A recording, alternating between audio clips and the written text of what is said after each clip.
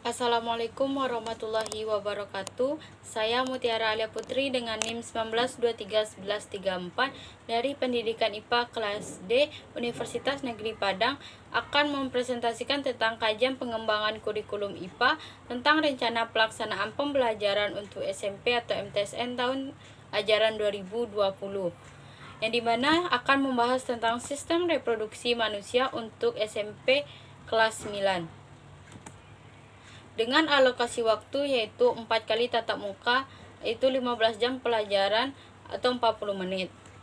Yang dimana pada tatap muka yang pertama yaitu membahas tentang pembelahan sel.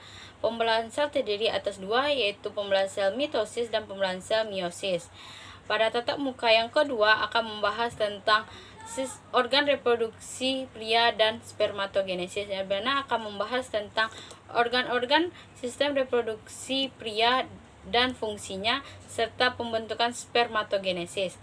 Yang kedua, tatap muka yang ketiga yaitu membahas tentang organ reproduksi wanita dan oogenesis, yang dimana di sini menjelaskan tentang organ-organ sistem reproduksi wanita dan pembentukan oogenesis atau sel telur. Dan tatap muka yang terakhir yaitu menjelaskan tentang kelainan dan penyakit yang terjadi pada sistem reproduksi manusia dan cara pencegahannya.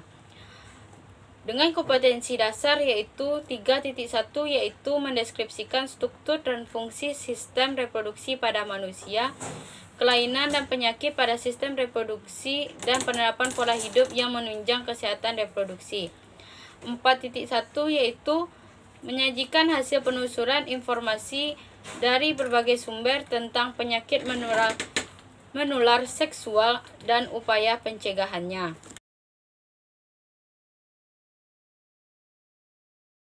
Titik 1 yaitu yang pertama yaitu menjelaskan fase-fase pembelahan sel mitosis dan meiosis, yang dimana pada pembelahan sel mitosis terdapat fase-fase pembelahan mitosis yaitu profase, metafase, anafase, dan telofase. Sedangkan pada fase-fase pembelahan meiosis terdapat profanase 1, metafase 1, anafase 1, telofase 1, profanase 2, metafase 2, anafase 2, dan telofase 2. Yang kedua yaitu menjelaskan ciri-ciri fase pembelahan mitosis dan meiosis, yang dimana pada fase pembelahan mitosis pada profanase ciri-cirinya yaitu yang pertama yaitu membran inti mulai rusak menjadi bagian-bagian kecil atau fragmen. Yang kedua yaitu benang-benang kromatil memadat menjadi kromosom. Dan sel pembelahan meiosis yaitu contohnya yaitu telofase 1 dengan ciri yaitu kromosom homolog memisah dan bergerak ke kutub-kutub yang berlawanan. Yang ketiga yaitu menyebutkan karakter atau sifat sel anakan hasil pembelahan sel mitosis dan meiosis. Yang keempat yaitu menyebutkan fungsi organ-organ penyusun sistem reproduksi pada laki-laki dan perempuan. Contohnya fungsi organ testis adalah yaitu memproduksi sperma dan hormon testosteron. Pada organ reproduksi wanita yaitu uterus yang berfungsi untuk membantu mendukung janin selama masa kehamilan. Yang kelima yaitu menjelaskan proses fertilisasi dan kehamilan. Yang keenam yaitu menjelaskan proses perkembangan janin selama dalam kandungan. Yang keenam yaitu menjelaskan fungsi cairan ketuban pada janin. Yang kesembilan yaitu menjelaskan gaya dorong dan gaya gesek yang terjadi pada proses melahirkan. Selanjutnya yaitu menjelaskan berbagai macam penyakit pada sistem reproduksi manusia, contohnya sifilis dan HIV. Yang ke-10 yaitu menjelaskan upaya pencegahan penyakit pada sistem reproduksi manusia. Yang terakhir yaitu menjelaskan konsep pembelahan meiosis dan proses spermatogenesis dan Selanjutnya yaitu indikator 4.1. Yang pertama yaitu mengidentifikasi organ-organ penyusun sistem reproduksi pada lelaki dan perempuan, yang dimana yaitu organ-organ penyusun sistem reproduksi pada laki-laki adalah kantung, kemih, utra, vas deves, testis, kostum, kepala penis, dan lubang penis. Sedangkan pada organ reproduksi wanita yaitu ovarium, uterus, cervix, dinding uterus, dan vagina, dan lain sebagainya. Yang kedua yaitu mengidentifikasi proses pembentukan sperma atau spermatogenesis dan proses pembentukan sel telur atau oogenesis. Yang ketiga yaitu memaparkan siklus menstruasi yang terjadi pada dinding rahim. Yang keempat yaitu membuat grafik level hormon pada siklus menstruasi. Yang kelima yaitu menyajikan laporan hasil studi tentang penyakit pada sistem reproduksi. Yang keenam yaitu membuat poster tentang upaya pencegahan dan penularan penyakit seksual. Selanjutnya yaitu tujuan pembelajaran pada sistem reproduksi manusia. Pada pertemuan pertama yaitu siswa dapat menyebutkan jenis-jenis pembelahan sel dengan tepat, yaitu yang dimana pembelahan sel terdiri atas dua, yaitu pembelahan sel mitosis dan pembelahan sel meiosis. Yang kedua itu siswa dapat membedakan pembelahan sel meiosis dan mitosis dengan benar. Selanjutnya siswa dapat menjelaskan proses pembelahan sel dengan benar. Yang kedua yaitu pada pertemuan kedua yaitu tujuan pembelajarannya itu adalah siswa dapat menyebutkan organ dalam sistem reproduksi manusia dengan benar, yaitu organ sistem reproduksi pada perempuan dan laki-laki. Pada pertemuan ketiga yaitu tujuan pembelajarannya adalah siswa dapat mengidentifikasi berbagai kelainan dan penyakit pada sistem reproduksi manusia dengan benar, yaitu ada kelainan penyakit seperti HIV atau sifilis. Yang keempat yaitu pertemuan keempat tujuan pembelajarannya adalah siswa dapat menjelaskan pola hidup yang menunjang kesehatan reproduksi dengan tepat. Selanjutnya adalah metode pembelajaran yang di sini menggunakan metode tipe connected.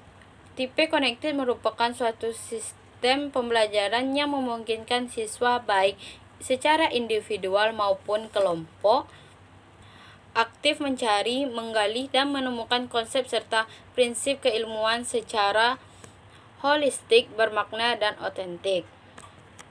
Dengan pembelajaran biologinya yaitu sistem reproduksi pada manusia dan fisika yaitu tingkat keasaman pH atau cairan yaitu seperti pada cairan sperma. Yang kimianya yaitu zat yang dihasilkan. Selanjutnya yaitu lembar kerja peserta didik, di mana pada pertemuan 1 lembar kerja peserta didik yaitu membahas tentang pembelahan sel. Di sini akan diberikan gambar tentang salah satu pembelahan sel seperti pembelahan sel mitosis atau meiosis, di mana akan diberi bagan seperti bagan 1, 2, 3, dan 4 agar bertujuan untuk peserta didik dapat menentukan bagian-bagian dari sel pembelahan sel tersebut dan fungsinya. Seperti pada PPT tersebut terdapat 1, 2, 3, dan 4 bagian, maka siswa disuruh untuk menulis bagian sel mitosis dan ciri-cirinya. Pada pertemuan kedua, lembar kerja peserta didik tentang organ reproduksi pria, di mana di sini yang bertujuan untuk apakah siswa tersebut dapat memahami organ-organ reproduksi pria dan fungsinya. Seperti pada akan diberi gambar yaitu tentang testis. Testis berfungsi untuk memproduksi sperma dan hormon testosteron. Pada pertemuan ketiga yaitu pada lembar kerja peserta didik yaitu tentang organ reproduksi wanita, yang dimana di sini akan diberi gambar organ reproduksi wanita dan yang bertujuan untuk agar siswa lebih memahami bagian-bagian dari organ reproduksi wanita dan fungsinya, seperti uterus yang berfungsi untuk menyokong janin selama kehamilan. Selanjutnya yaitu pada pertemuan terakhir atau pertemuan keempat yaitu lembar kerja peserta didik tentang kelainan pada sistem reproduksi manusia, yang dimana di sini akan diberi tugas kelompok kepada siswa untuk mencari informasi tentang kelainan pada sistem reproduksi manusia, di mana pada kelompok bisa terdiri atas 4 orang atau 5 orang. Di situ akan mencari informasi di puskesmas terdekat tentang informasi kelainan sistem reproduksi manusia. Selanjutnya yaitu penilaian hasil pembelajaran. Yang pertama yaitu teknik penilaian. Yang pertama yaitu sikap. Sikap adalah pengamatan yaitu perilaku peserta didik sehari-hari, baik itu dalam baru mulai pembelajaran atau maupun secara umum. Dengan bagian aspek perilaku yang dinilai yaitu sangat baik, baik, cukup, dan kurang. Dengan range nilai yaitu sangat baik yaitu 100, baik 75, cukup 50, dan kurang 25. Dengan kode selanjutnya yaitu penilaian diri, di mana penilaian ini yaitu peserta didik diberi kesempatan yaitu menunjukkan kemampuan diri sendiri, yaitu apakah siswa tersebut dapat mengungkapkan gagasan atau ide. Yang selanjutnya yaitu pada saat berdiskusi, apakah anggota dapat berkesempatan untuk berbicara. Dengan kode nilai yaitu sangat baik, baik, cukup, dan kurang. Dengan sangat baik yaitu 75 sampai 100, baik yaitu 50 sampai 75, cukup 25 sampai 50, dan kurang 0 sampai 25. Selanjutnya yaitu penilaian teman sebaya.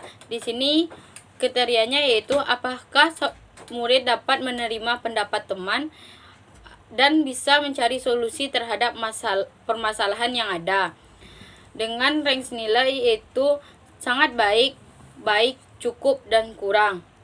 Yaitu sangat baik 75 sampai 100, baik 50 sampai 75, cukup yaitu 25 sampai 50, dan kurang yaitu 0 sampai 25. Selanjutnya yaitu penilaian tentang pengetahuan, di mana pengetahuan ini yaitu mencakup tentang aspek apakah siswa tersebut dapat memahami materi yang sedang diajarkan dan dapat menguasai materi tersebut. Dengan skala nilai yaitu sangat baik, baik, cukup, dan kurang. Yaitu sangat baik 100, baik 75, cukup 50, dan kurang 25. Selanjutnya yaitu keterampilan, yaitu bagaimana siswa tersebut dapat merespon dari pertanyaan dari teman-temannya, yaitu dan pandai memilih perkataan yang tepat untuk menjawab pertanyaan dari teman-temannya tersebut. Dengan range nilai yaitu 100 untuk sangat baik, 75 itu baik, 50 kurang baik, dan 25 tidak baik. Selanjutnya yaitu instrumen penilaian diskusi, yang dimana yaitu apakah murid dapat menguasai materi diskusi dan dapat menjawab pertanyaan dari teman-temannya dan dapat menyelesaikan masalah yang ada dalam diskusi. Dengan range nilai yaitu 100 sangat baik, 75 baik, 50 kurang baik, dan 25 tidak baik. Selanjutnya yaitu pembelajaran remedial dan pengayaan. Di sini remedial yaitu bagi siswa yang belum menguasai materi atau tidak mencapai ketuntasan belajar, akan dijelaskan oleh guru dengan memberikan soal kepada murid agar dapat memperbaiki nilainya dan dapat menguasai materi. Selanjutnya untuk pembelajaran pengayaan, siswa akan diberi pula soal-soal untuk dapat lebih mendalami materi tentang sistem reproduksi atau tentang pembelajaran yang sedang berlangsung. Dan guru dapat memberikan nilai tambahan bagi peserta didik yang berhasil dalam pengayaan.